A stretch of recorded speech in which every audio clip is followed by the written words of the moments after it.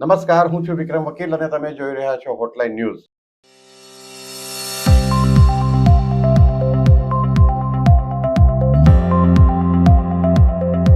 ગુજરાતમાં આજે સૌથી મોટી ફરિયાદ છે કે અધિકારીઓ કોઈ સાધારણ માણસનું નથી સાંભળતા તો બરાબર છે, પરંતુ ખાસ કરીને ધારાસભ્યો અને કોર્પોરેટરો કે બીજા પદાધિકારીઓ હોય ભાજપના જ, એમનું પણ કહ્યું માનતા નહીં હોય કે એમનું પણ સાંભળતા નહીં હોય, ત્યારે પરિસ્થિતિ ખૂબ ગંભીર છે એમ આપણે માનવું જોઈએ.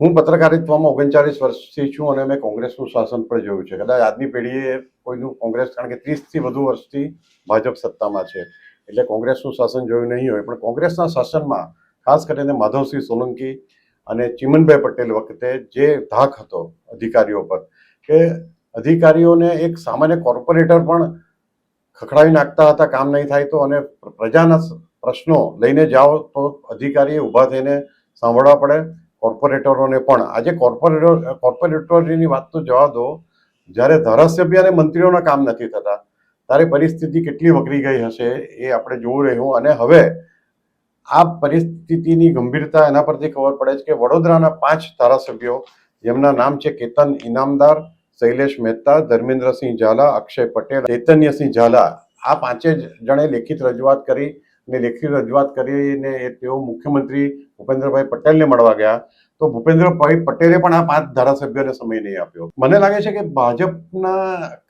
એવું એક વૈચારિક કેન્દ્રબિંદુ જે છે એવું માને છે કે ભાજપની બેઠક પર જે ચૂંટાય છે ટિકિટ મેળવીને, એ ભાજપ ઉપકાર કરે છે એમના ઉપર ખાસ કરીને, અને લોકો ભાજપને જ મત આપશે. કેટલાક અંશે વાત પણ સાચી છે, કોઈ પણ માણસને ભાજપની ટિકિટ આપો એ ટિકિટ પર ચૂંટાઈ આવે છે.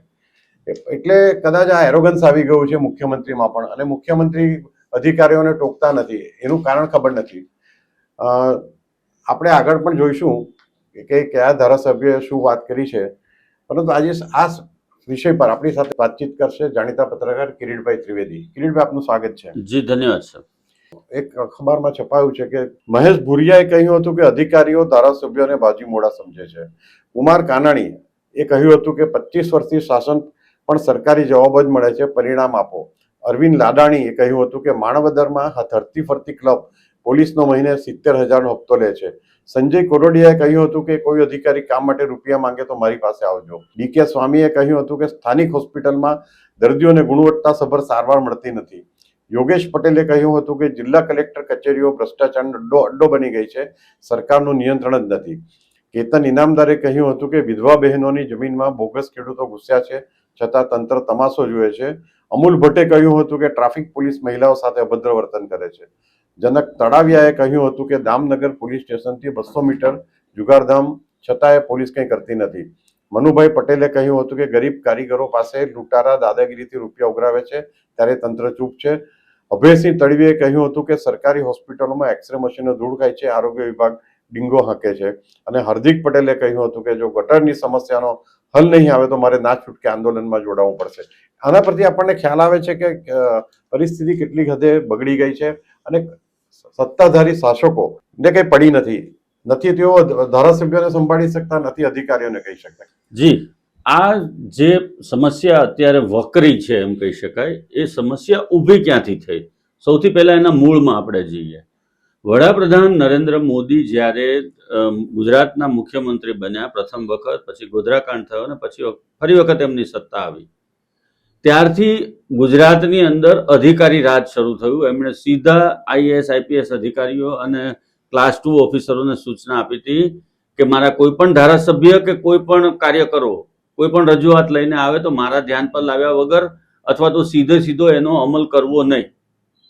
આ શરૂઆત ત્યારથી થઈ હતી, આજથી 25 વર્ષ પહેલા ગુજરાતની અંદર. હવે આ જે એક નાનું એવું ગુમડું હતું એ વકરી અને મોટી કેન્સરની ગાંઠ બની ગઈ છે.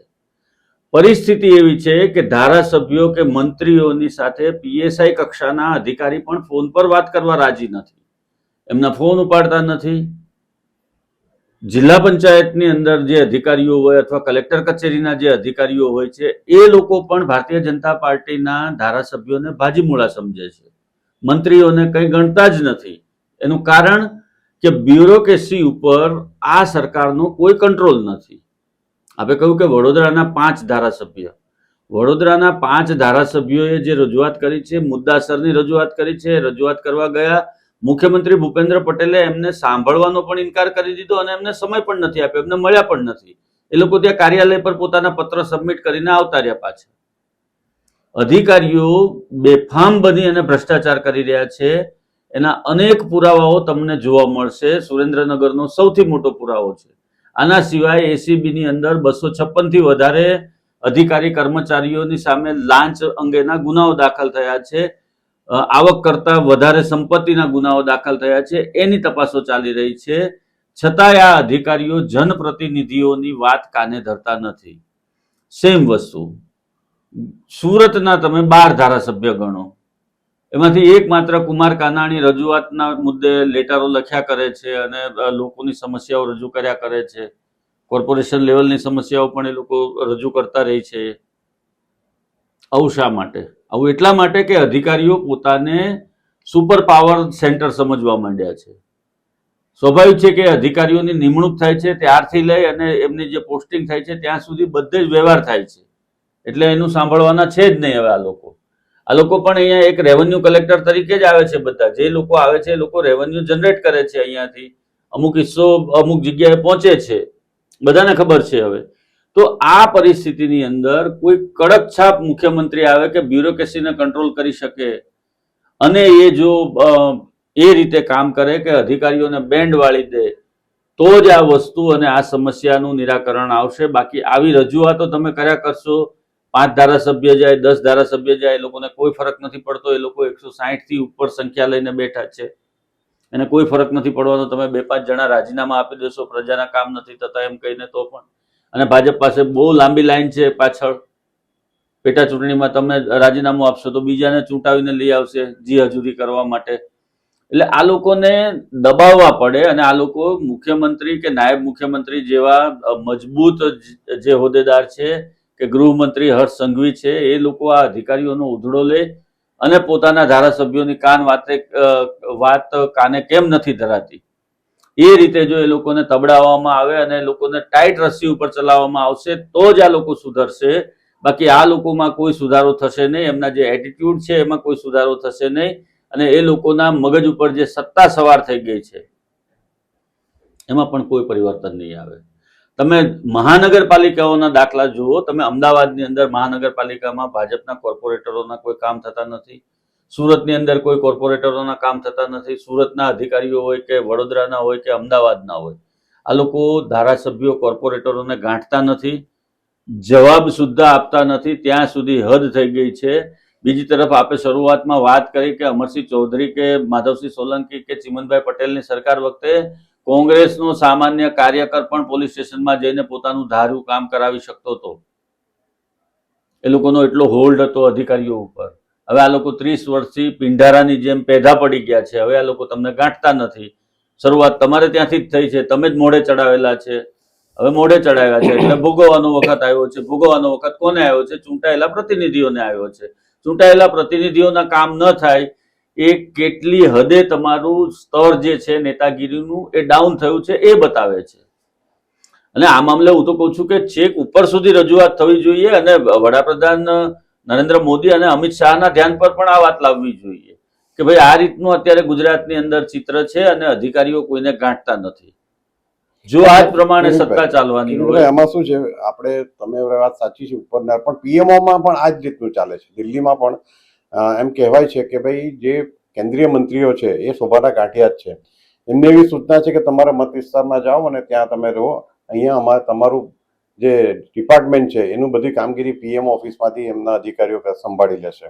એટલે દિલ્હીમાં પણ મોરોલેસ આવી જ હાલત છે. પણ આમાં એક બીજો ભાજપને ભવિષ્યમાં ચિંતા કરવો પડે એવો પ્રશ્ન એ છે કે જે ધારાસભ્યો નારાજ છે એમની સંખ્યા ધીમે ધીમે વધતી જાય. આ તો બહાર આટલા આવ્યા નામ, પણ આ સિવાયના બીજા 70 થી 80 ધારાસભ્યો એવા હશે કે જેમના કામ નહીં થતા હોય. એવો સંગઠિત થઈને જો વિરોધ પક્ષ મજબૂત હોય તો આ સરકારને હલાવી શકે એમ છે. એ વાત આ લોકોએ ભૂલવી નહીં જોઈએ. સત્તા ભલે એમની પાસે છે ને કદાચ ભવિષ્યમાં ઇલેક્શન આવશે ત્યારે ફરીથી ભાજપ જ આવવાનો છે, પરંતુ તકલીફ એ છે કે જો સામાન્ય માણસના કામ નહીં થશે તો સામાન્ય માણસ તો કંઈ કરવાનો નથી. પણ આ જે ધારાસભ્યો છે એમની કારકિર્દી પણ જોખમમાં મુકાવાની છે, કારણ કે એમને બી બધા જાણે છે કે બીજી વખત ટિકિટ રિપીટ નથી થવાની, એટલે એમને પણ કંઈ ગુમાવવાનું નથી.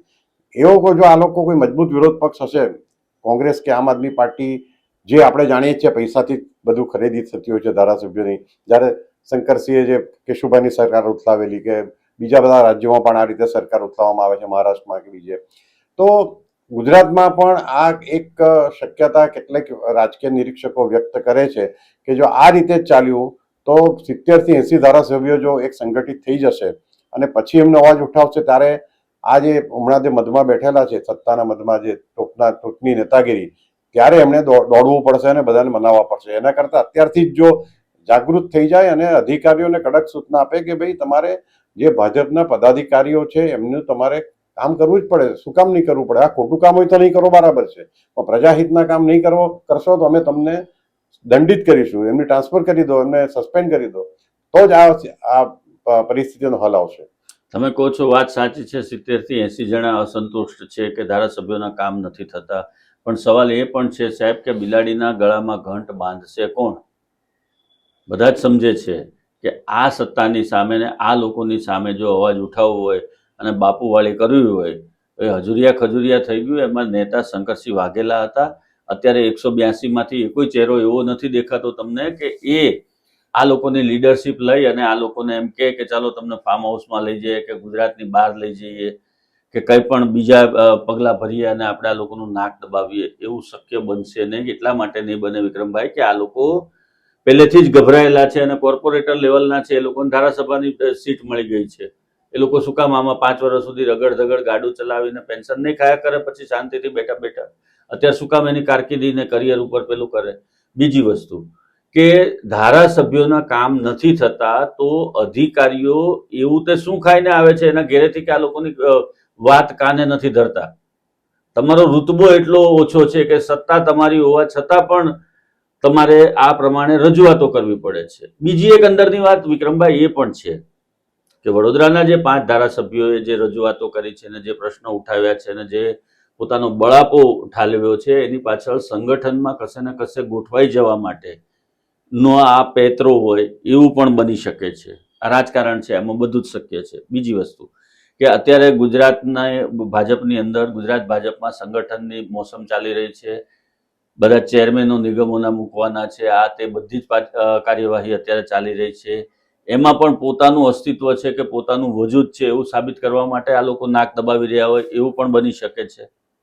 એને પણ એ શક્યતા પણ નકારી ન શકાય. પરંતુ એક વાત તો ચોક્કસ જ છે કે અધિકારીઓ આ ધારાસભ્યો અને કોર્પોરેટરોને ગાંઠતા નથી, એમના કામ કરતા નથી.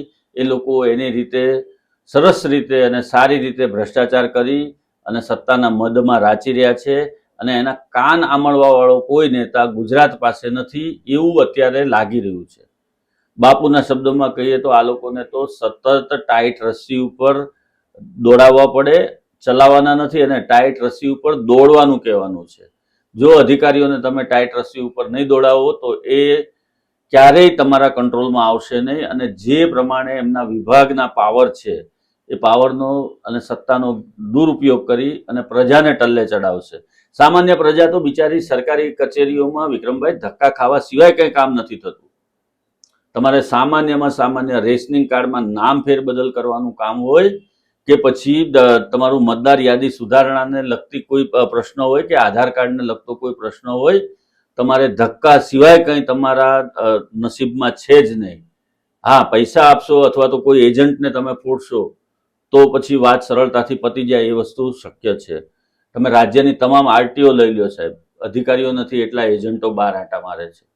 તમારે લાયસન્સથી માંડીને કોઈ પણ કામ હોય, એજન્ટને પકડી લો, ફટાક દઈને તમારું કામ પતી જશે. અને મૂળ વાત કિરીટભાઈ ગવર્નન્સની છે.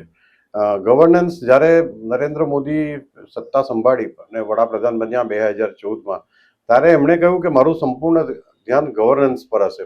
પરંતુ સેન્ટ્રલ ગવર્મેન્ટની જે દિલ્હીમાં જે લોબિંગ થાય છે એ ઘટાડ્યું એમણે, ચોક્કસ એમણે સારું શાસન પણ આપ્યું.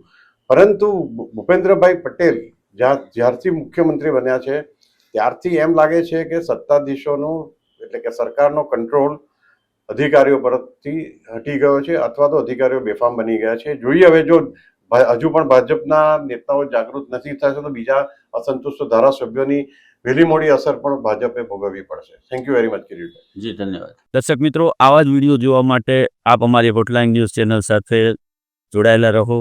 અમારી ચેનલને લાઇક કરો, શેર કરો અને સબસ્ક્રાઈબ કરો.